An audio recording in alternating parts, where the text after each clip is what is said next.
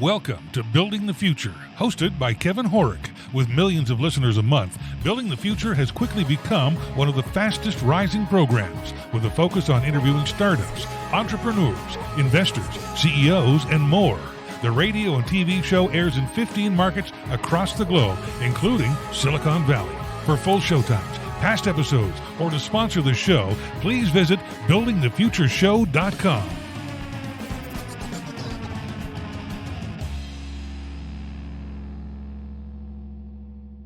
Today's show is brought to you by the award-winning NordVPN.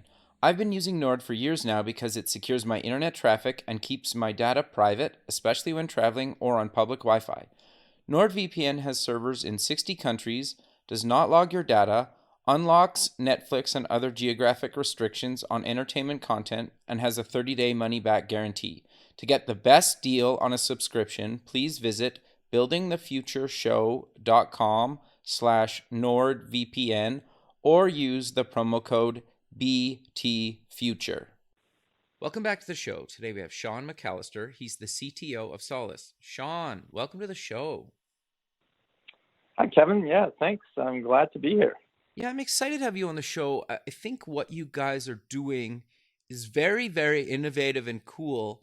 But maybe before we get into that, let's get to know you a little bit better and start off with where you grew up. Okay. No, that sounds good. So I grew up in a small town near Ottawa, Canada. I'm Canadian, eh? And grew up in a small town where, interestingly enough, my father was a math teacher, and then he was the principal at my high school by the time I got there. So I was, needless to say, very good, well-behaved, I should say, in high school. And I got interested in software and writing programs and things like that. In high school, I wrote a Donkey Kong game, which at 14 was fantastic. Now Very cool. Pretty pathetic, frankly. But you Donkey Kong fan? Sure, of course. That's awesome. Yeah, so I did that. And then my father actually got me more into this because he really supported this. And he would do this scheduling of students and rooms and teachers and all kinds of stuff on these massive whiteboards. And he asked me if I could write a program to do that and simplify it. And so that is the next thing that kind of kicked off my interest in software and programming. And from luckily for me in high school, I kind of figured out what I wanted to do. Nice. So you went to university. What did you take and why? You kind of just said it, but yeah. So I went to the University of Waterloo, and I took computer science, and I did a double major in computer science and then combinatorics and optimization, because it wasn't just enough to do one. And the beautiful thing about Waterloo is it has a co-op program. And so you are an internship like thing. And so during the course of your career, you could work for 6 different companies. Wow. And kind of figure out, yeah, it's great. So you could, work for big companies, small companies, embedded companies, applications, governments. And so it really helped me, I think, figure out what I was interested in and the types of companies I wanted to work for. So it was great. No, very cool. So you get out of university. Walk me through your career. How did you get to Solace? And then we'll go from there. All right. Yes, it was an interesting path. So one of my co-op work terms, actually, I worked at Bell Northern Research, which then was Northern Telecom. Very cool. And I got very interested in networking technologies, hardware, protocols, internet type stuff. And then from there, after I graduated, I worked for a consulting company where we built something for the Canadian RCMP, which is kind of like the American FBI, I guess, to some degree, where we built the ability for, at the time, which was pretty innovative, where you could have a terminal in a police car and you could enter a license plate number, and then you could, a driver's license, and you could figure out if the car was stolen or if the person was a bad guy or something like that. And messaging, so we could enter your name into that and see what we find out about you there, Kevin. But pretty boring life. So this was I'm sure it's not true. But yeah, so this was like a mission critical system because you have a police officer sitting by the side of the road, entering something, some data, and you had to figure out very quickly where to route that to different ministries. And so I did that. And then, again, this was all kind of real-time communication. And I went from there to a company called Newbridge Networks.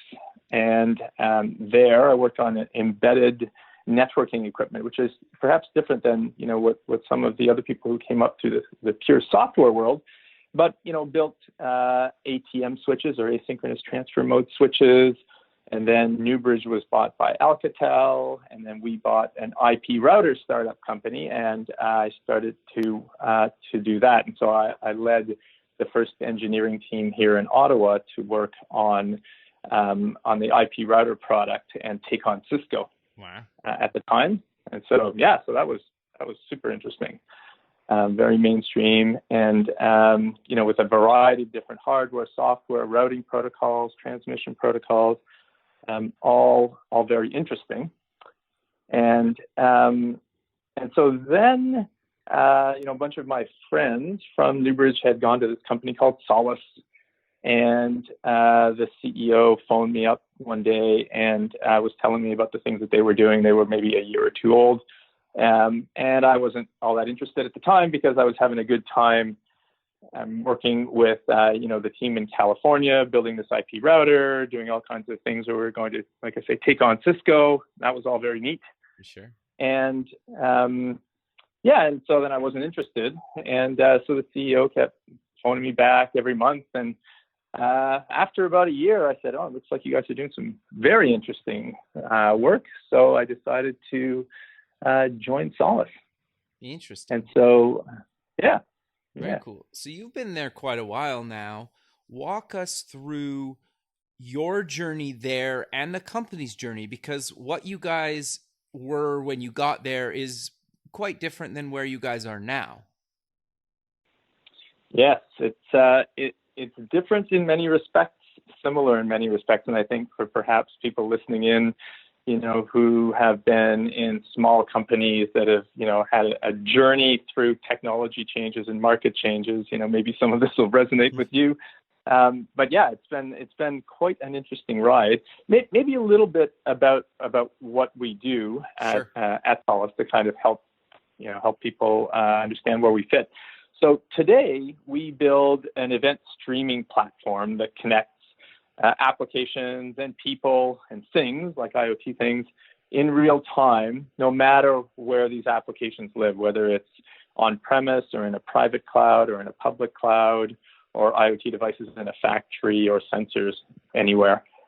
And we connect all of these things together and allow events that are produced in one place in your organization to be consumed by some other application in another part of your organization. So you could produce events from your order management system on-prem and receive them in a machine learning application in the cloud, or an event from an IoT device and put that into a data lake, in a different cloud, for example, all in real time. So so you think about it like the internet of events for your enterprise, right? You know how you can click on, enter a URL in your browser and poof, you get to whatever website you want.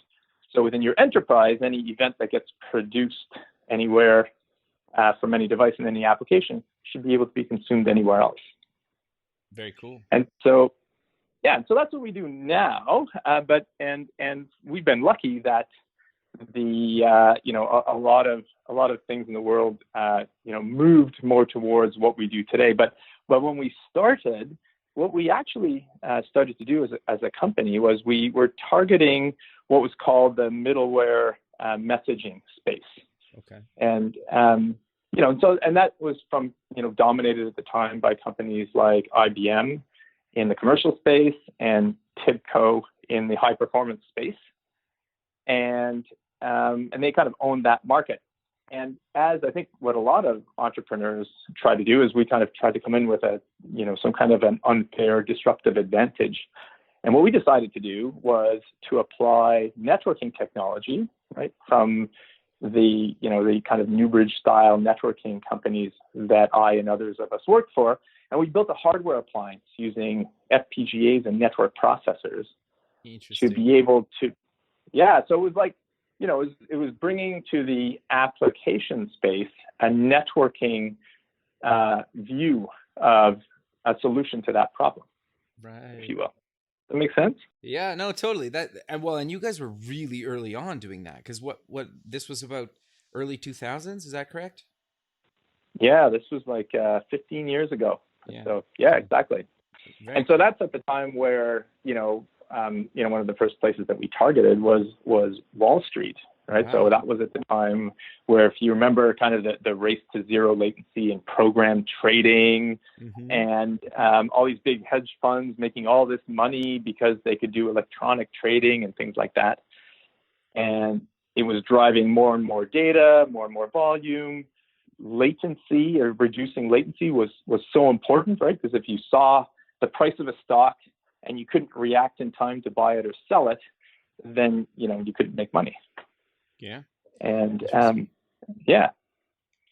so hardware was a massive differentiator there. And we talked about it as kind of bringing a missile to a knife fight, actually. Sure. Because just the difference in what you can do with hardware compared to software was massive. Sure. So how have you guys transitioned into what you do now? Because you quickly covered it, but I think, how did you go from being a strictly hardware company to moving into the cloud and adopting all the stuff you're doing now? Yeah, good question. So, as we went through and targeted high performance applications like in capital markets and gaming and telco, we could see many years ago the cloud becoming so important, right? So a shift to the cloud, and a few things related to that. So shift to the cloud, devices that were going to be connected, people talking about, analytics on data, things that we know today are kind of obvious today that weren't so obvious back then. And what's interesting, I think, about our path is that have you read The Innovator's Dilemma? Yeah, the book by Clay totally. Christensen? Yeah, Great book. So it's a great book, and I would highly suggest that as a read for anybody in the technology field. The brief summary being that it talks about how great companies who produce good products, who listen to their customers and do what they need, who are well managed, go out of business because of some disruptive technology, effectively. And so it talks about how the makers of mainframe disks, who dominated there, were put out of business by those who made disks for mini computers, and they were put out of business by people who made disks for PCs and then flash drives, effectively. And what's interesting, and I think a lot of people will have lived this perhaps in their own careers, but we found ourselves being in a situation where we were creating hardware appliances in a world where cloud was going to become very important. Sure. And so on the one hand, you could go, oh, that's really scary, that's really bad for you guys. I mean, we saw it very much as an opportunity, actually, because we never defined ourselves as a hardware company. Right. So we had always actually viewed ourselves. And I think that, as you may have experienced, technology is a point in time only, because technology evolves, right? Look at Kodak, there's other, great companies that were superseded by other technologies. And so we'd always viewed ourselves as wanting to help companies, move real-time data, or what we now say is, we would now say, help companies become event-driven. And I can talk about the whole move to being event-driven and event streaming in a second. Sure. So we faced our innovator's dilemma moment. I remember one time, as we saw the cloud, and software becoming more prominent, and had a discussion. We had this annual review with the CTO of one of the banks, who was a big customer of ours, and I was so excited because we had started to create the software version of our hardware appliance, and we had a vision of going to the cloud. And so we have to have these annual reviews with some of our clients to explain where we're going and what we're doing from a strategy point of view. And I explained to him how, we're building a software version and then that'll help him be cloud enabled. And can you guess what his reaction was? He probably hated it. Exactly. Exactly. So, right. And this is the classic innovator dilemma. He said, you know what? I run my business on you guys. You build a very solid hardware appliance.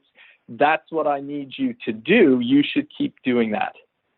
And, of course, we didn't stop building hardware appliances, but Sure. Obviously if we had not moved on and, embraced the cloud and used it as seen it as an opportunity and seized it, it wouldn't have been so good for us. So that was our innovator's dilemma moment. So how did you, though, keep up with the hardware side while building basically a new business vertical? Because it's a lot of work to kind of run two verticals that are almost competing. Sure, they probably integrate, but they're kind of competing with each other. At least you're trying to compete with yourself instead of somebody else, right? Yes, and that is an excellent question on a few fronts, right? One is, to exactly your point of how did you go about doing it? Because, it's not like our engineers were sitting around with their feet up while we had our hardware appliance, Sure. right? We had lots of things to do there.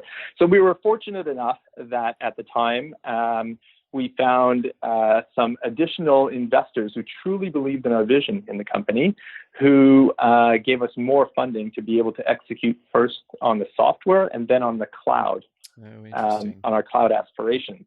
And so we really, I think, as a company, we had to go, okay, this is not incremental, what we want to do here. Exactly to your point, right? This is something new. It requires new skills and new focus. And so we have to be mature about it and, find somebody who also believes to fund it appropriately. And that was one thing. And then the other thing, which I'm sure people experience, is, the cultural shift within the company of going from selling hardware to selling a solution that could be hardware or software or cloud. Sure. Well, choosing the, No, I was going to say, I think it might sound bad, but a lot of people don't really necessarily care how it's done. They just want what they want to happen when they click a button or try to run a report or pull data. They just want it to work. If there's some magical hardware box in their office or at somewhere else, or it's a piece of software in the background, or it's in the cloud, or all those combined, they just want it to work on their devices. Is that fair to say? That is true. And I would say more so is they don't really care how it's done, but they want to have, future proofing, if you will, right? Right. So we had situations, honestly, where we sold hardware appliances to clients because we gave them the certainty that they could extend their applications into the public cloud or into their private cloud in a seamless way, just like the internet and IP that can go anywhere. Interesting. And so to your point, they don't care how it happens, but they want, a roadmap or a vision that aligns with where their technology roadmap is going. And, because we were able to do that, it really facilitated the furthering of various customer engagements that we had because of that, even if they weren't ready for the cloud at the time. Sure. And actually, that's really smart, because the biggest problem I think a lot of companies face, big, small, or everywhere in between, is they buy this piece of software or hardware or something, and they're tied to it for decades, and it becomes archaic at some point in its life cycle. But if you guys say, okay, today you're not ready for the software part or the cloud part or both, use our hardware for a while, and then in 2 or 3 years or whatever that time frame is, we can move you to the software solution and into the cloud or both, or maybe it's all three for a few more years. And then as we transition the hardware piece out, right? Where I find some clients, they're tied to a piece of software for decades, and because they spent so much money on it, right? And there's no way to get data in or out. And it's just the sad reality. So it's very cool that you guys saw early on, like how you guys structured your business. So it's like, look, we'll grow with you, right? Mm-hmm. Yeah. And that was a very conscious decision. You're exactly right. because you've seen exactly other situations where people get married to a technology and it becomes a bit of a boat anchor to the enterprise and their ability to innovate. And then it also means that as they move to the next generation technology, they have to get out of that investment, right? Whereas for us, we'd rather just grow with them. And we've always believed that, effectively hybrid cloud and even multi-cloud is an end state for many enterprises. We have clients today who still use, mainframes to run their business, but it's very difficult to be innovative and agile on a mainframe. So you need to have a way to do that. So, okay, no, interesting. I 100% agree. So how do you guys leverage your event mesh and what you guys are doing today to still be able to let a business use their mainframe, run the software on their computers, also connect to the cloud and some device that nobody's ever heard of because it's getting announced in 6 months from now? That is a great question. Yeah, because a lot of, so if we start off at the beginning of what you were saying, where large enterprises today have IT assets that run their business, right? So they have SAP systems, they have mainframes, they have systems that they have invested a considerable amount of money in, to run their business, and they can't just throw that away. In some cases, they want to run it for a long time, or they want a multi-year migration period. By the same token, they want to take advantage of cloud-based technology, of SaaS applications, and their businesses now more and more are telling them to become real time, right? So this thing about inventory updates every week or at night, things like that, they just don't cut it anymore, right? Yep. So the journey that we take clients on is to event enable their existing systems. So whether they're mainframes or their SAP systems, and by that what I mean is, as things change in those systems of record, emit an event into what we call an event mesh, so that those events can be consumed anywhere else in your enterprise. So I'll give you an example. As you move from having a customer record in one place to having it in Salesforce and ServiceNow and Workday for different reasons, for example, or employee records. Sure. As something changes maybe in your main SAP HR system, you want to integrate that into all these other systems, and you don't want it to just show up, the next day. You want it to happen in real time. So the first thing you do is cause the changes in your existing systems of record to be emitted as an event into, as I say, what we call an event mesh, where an event mesh allows events to be consumed anywhere else in your enterprise. So think of it as the internet of events for your enterprise. Okay. Very cool, actually. Yeah, and that's what gives us the ability to have, or the desire to have, hardware, let's say for on-prem, software maybe in your private cloud, and then our SaaS solution in the public cloud. And you connect them all together. And as is our networking heritage, we run routing protocols that then allow us to know which applications are interested in which events. And so we can route them to the right place. Okay, because potentially I make an update, and between what I have, say I'm traveling, I'm in another country from headquarters for simplicity's sake. Basically, if I make a change, it goes, obviously, I want it to go back to the people at headquarters. I also want it to go to everybody else that's remote, and potentially some other third-party software that we integrate and pay with. Is that fair to say? Like basically instantly? Yeah. Yep. Exactly. Very cool. And I'll give you an example of, in kind of this more modern world, back to your point about integrating new and old systems, I'd say, and I think it comes down to two things. One is making events available in real time, first of all. Sure. Second of all, making it available to anyone else in the organization who needs it.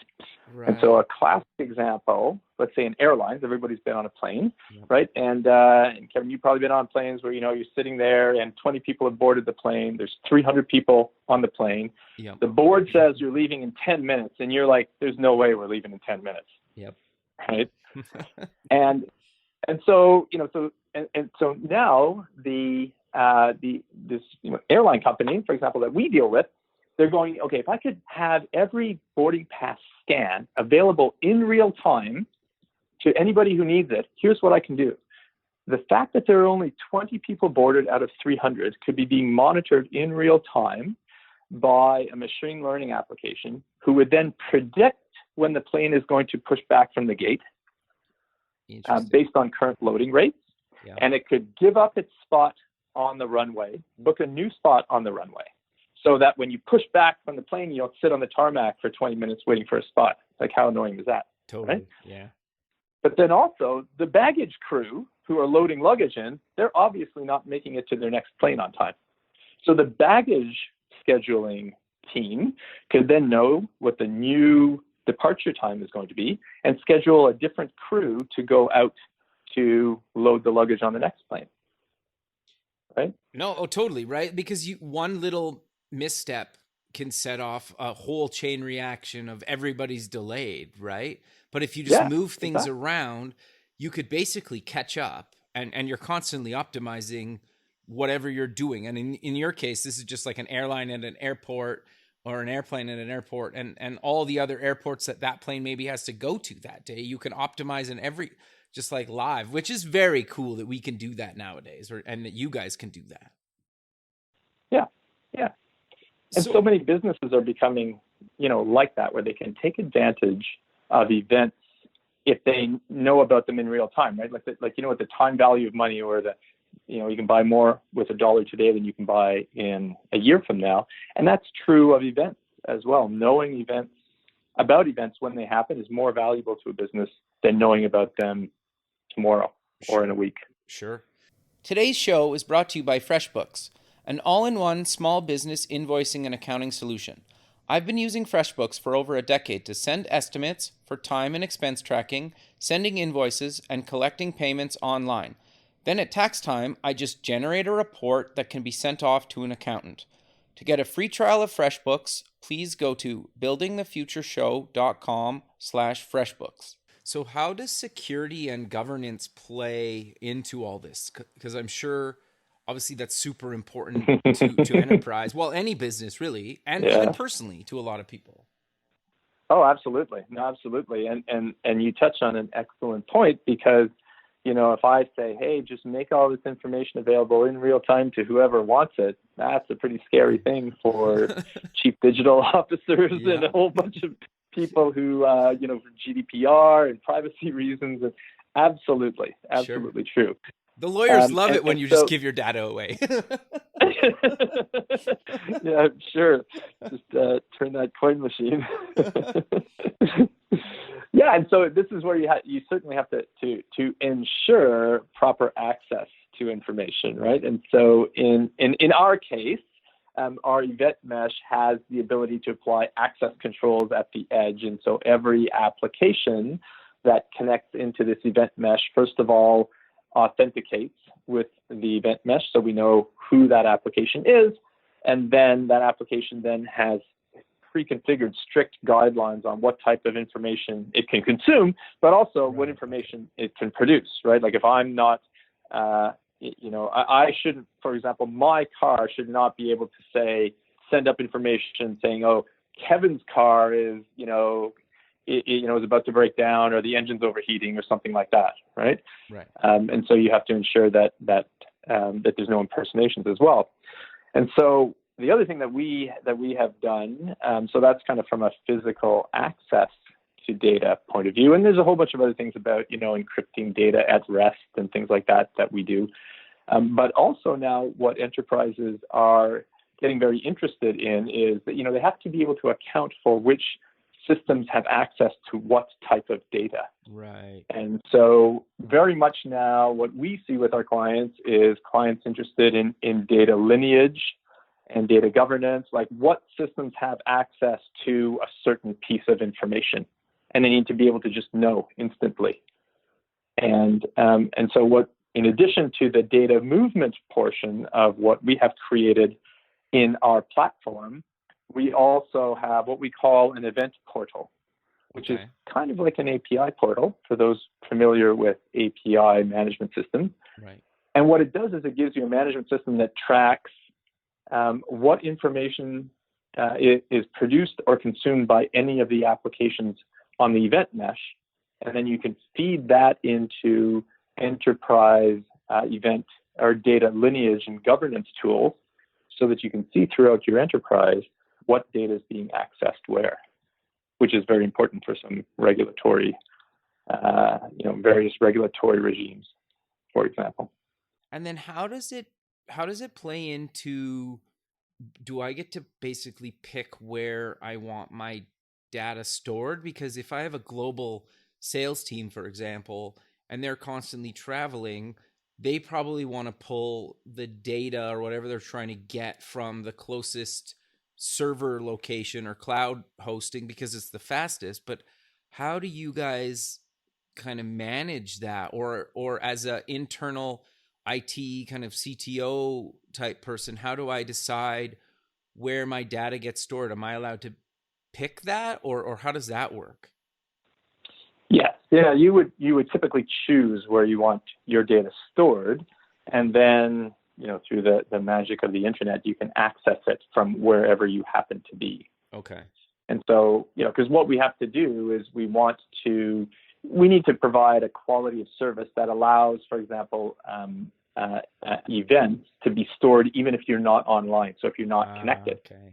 Sure. Right. So we have to store them somewhere, and then whenever you pop up and you're ready to consume them, then you can connect to where you would normally connect, independent of where you are. Okay. And consume them. Right. And so exactly.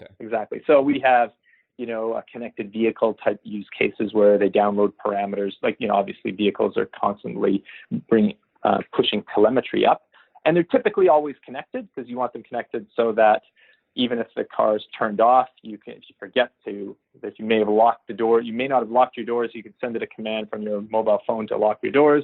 And so it always has to be connected. But then also you go into a tunnel or something like that and you can disconnect, and you need to make sure that information sent to that vehicle is not lost. Right. Yeah. There's so many like little edge case scenarios that you guys got to worry about that the user probably doesn't even think about, but they need that live data the second they reconnect, even if they're only disconnected for 30 seconds, right? A bunch could happen in that period of time. Yeah, interesting. That's right. Yeah. And to your point, applications or people shouldn't have to worry about the data getting there. That's supposed to be somebody else's job. And that's what the event mesh does, so that apps don't have to worry about that.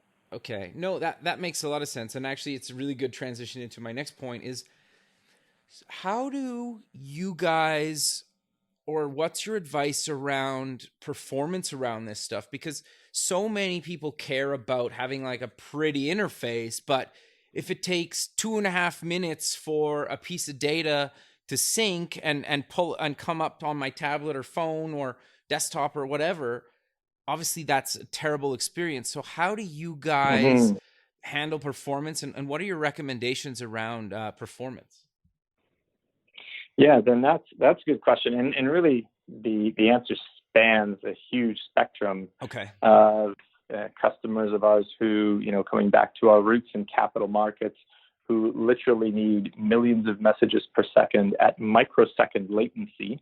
Right. It's that important, where we have a hardware solution for them because hardware is best for that kind of a problem.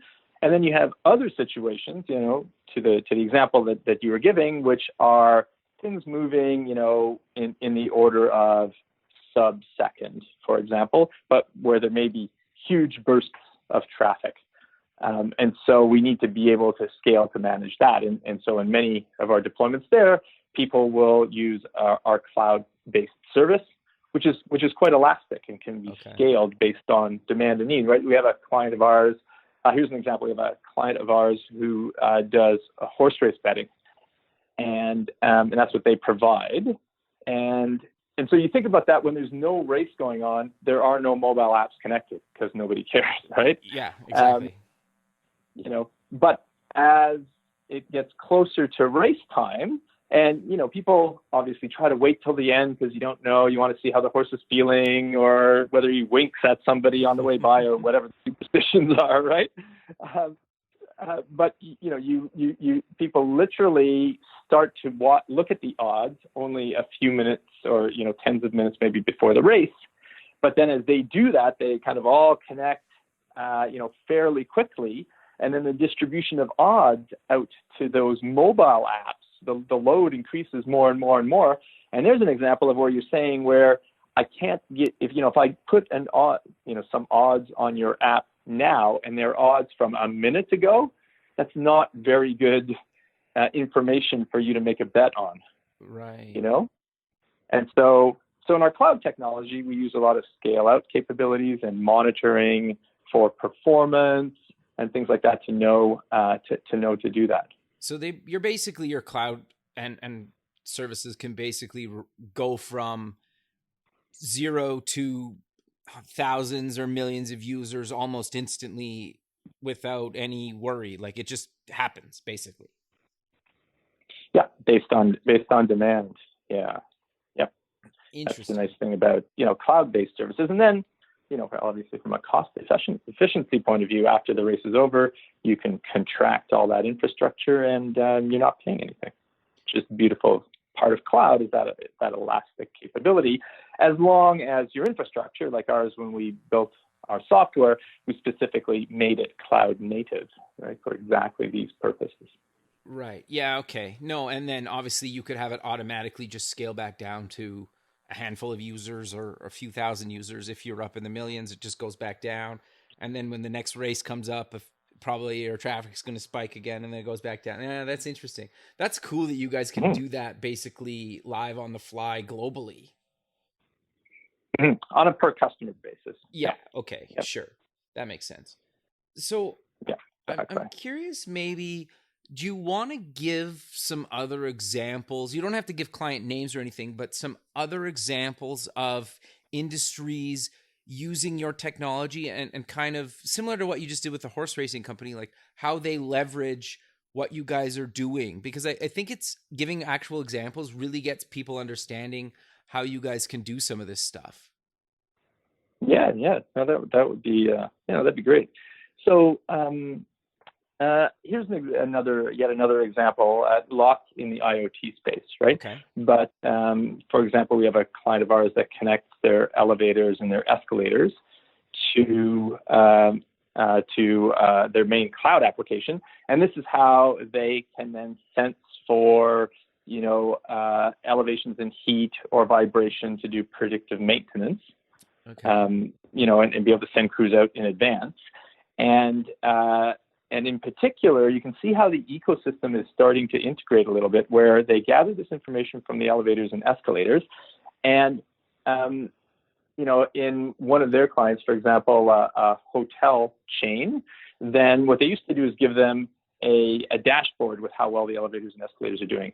And more, what their customers want is not a dashboard with a few select items. They want a real-time feed of information about the behavior of their elevators and escalators, so they can create a dashboard for their entire building management system that includes HVAC and power and as well as elevators and escalators.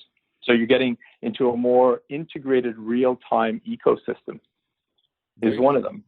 So, right? Another one sorry. I just have a follow-up question to that, just so people understand. Sure. So they basically put little sensors in the elevator and on the escalators. Is that fair to say? That's how you basically make something that was built before the internet to basically modernize it to connect, or how does that work? Just so people are clear on that. Yeah. So what they'll do is they'll install a module that is now an intelligent module that connects to the cloud. Okay. And it then connects to various sense points in the elevators and escalators, okay, and aggregates that information, and provides kind of the central point for this. And does things like, if you step into an elevator now and you see a TV screen where they advertise to you while you're in the elevator, you're a captive in that elevator, right? Yeah. And so they're going, well, look, how can I monetize the fact that you're captive? I will serve you up some ads. And yeah. And so the whole ecosystem becomes like that. Yeah. Okay. Keep going. You had another example to give us? Yeah, and then just back to the dissemination of real-time information, where if you've flown in the United States, for example, the information that you get about flights and their status, right? You can go to Google and find out about your flight. You can use a Flight Aware app to see where your plane actually is versus maybe where they tell you where that is. And so there's an example, I guess, of a real-time event distribution system where it's data being provided to all kinds of third parties to do all kinds of interesting applications that you can build with that information and create mashups out of that. And we see more and more companies moving towards wanting to obviously sell their data, which is what people have been doing with APIs, Right. but now sell it in real time, effectively. No, very cool. Yeah, totally, right? Like you want to know, especially if you're picking somebody up from the airport, like, did they land? Like, where are they actually, right? Like, yeah. Yeah, exactly. Or I guess, yeah, or like, Exactly. where's your next flight going to be? Yeah, interesting. Very cool. Yeah, you're sitting at the restaurant, and you go, do I have time for another beer before I get on the plane, right, type thing. But for sure. Yeah, there's a lot of things you can figure out. No, totally. So you guys have a ton of resources for developers.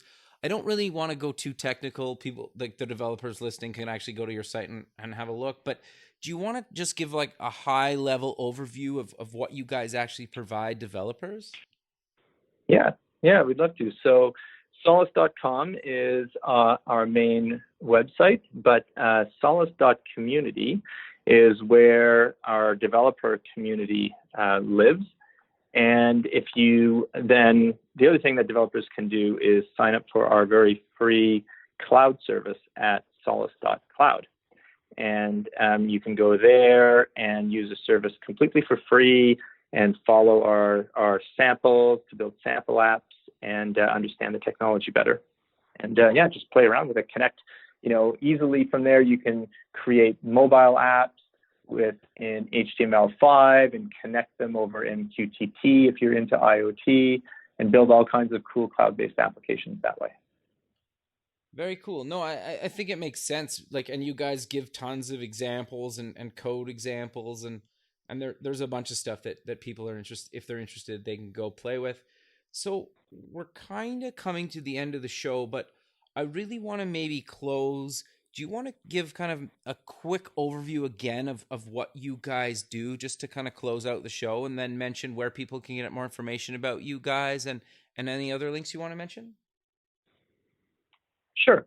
So what we do is we basically provide an eventing platform that allows applications and people and things in IoT to be connected in real time, no matter where they're located, whether it's in a non-cloud, a private cloud, a public cloud, or on a factory floor, in a car, in a restaurant. And we provide this through something that we call an event mesh that connects all of these devices and applications together. And you can find out more about our technology at Solace.com, and you can sign up to our cloud service at cloud.solace.com. It's completely free. And you can build mobile apps and IoT devices and connect them all together with your cloud apps very, very simply, and have them all communicating in real time, and do that in a very, very fast way. One final question. What made you guys decide to give this away for free, or a version of this away for free? Yeah, so what made us do that is that we think we have great technology, and we'd like people to be able to experience it. And so by giving it away for free, people can try it out, and it has certain scale and performance limitations, but it's fully featured.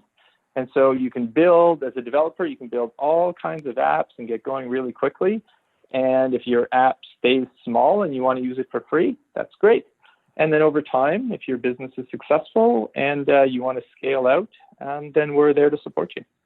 No, that's very cool. I think that was key to kind of cover too, right? Is because especially when you're trying to learn a new technology, it sucks if you have to pay huge licensing fees, and some companies it's tens of thousands of dollars, right? And you're just like, I'm not going to bother learning this unless I go work at a company that basically trains me and pays for this, it's just not going to happen, right? And especially when Absolutely. you're trying to learn, right? And I think that's very cool that you guys are doing that and allowing developers and others to get started like that.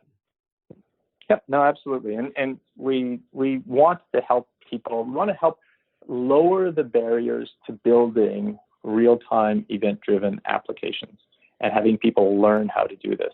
And the more that we can do for developers that they don't have to do themselves, so they can focus on building their awesome apps, that's what our mission is to help developers focus on building apps that differentiate their business, not working on infrastructure and middleware.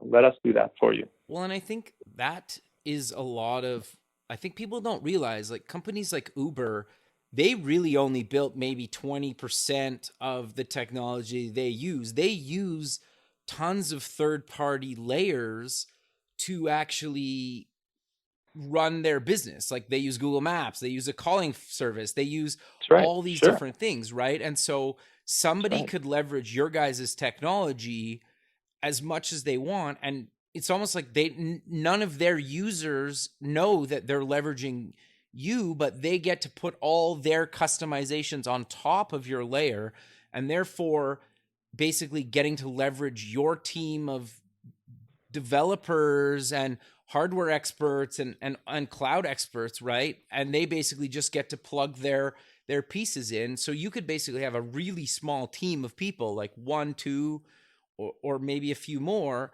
and really have the ability to build these kind of enterprise scale stuff when you leverage software like you guys. Is that fair to say? Yeah, that's exactly right. Yeah, because you often find that you need to connect all kinds of different applications, whether it's a mobile app or it's a SaaS, or you want to push data into machine learning, you want to integrate through an iPad. And so you need a central nervous system to move all this around that can easily connect into all these applications that you know of today and apps that you will use tomorrow. And having somebody else do that for you is just so much easier, because then, like I said, you can go off and focus on what makes your business awesome. Sure. Well, and keeping them upgraded, right, becomes your problem. Like every year when new technology comes out or there's a new version of technology, it's your guys' problem to keep them updated for me and my apps that I'm building on top of you guys. That's right. New features that come out that we put in, new applications that you want to connect to, new machine learning apps. We take care of all of that because, that's what we focus on. Absolutely. Perfect, man. Well, and it takes a lot of effort, more than you'd think. Is the thing. I think maintaining some of the old stuff is probably harder than adding new stuff. Is that fair to say?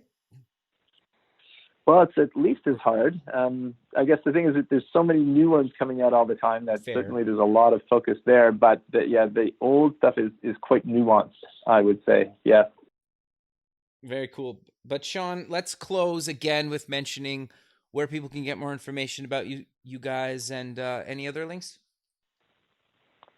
Sure. So at Solace.com is our main site, and then you can sign up for our free cloud service at cloud.solace.com, and Solace.community is where all of our developers hang out and ask each other questions and learn all kinds of tips. And it's a great place to start. Perfect. And it's Solace.com.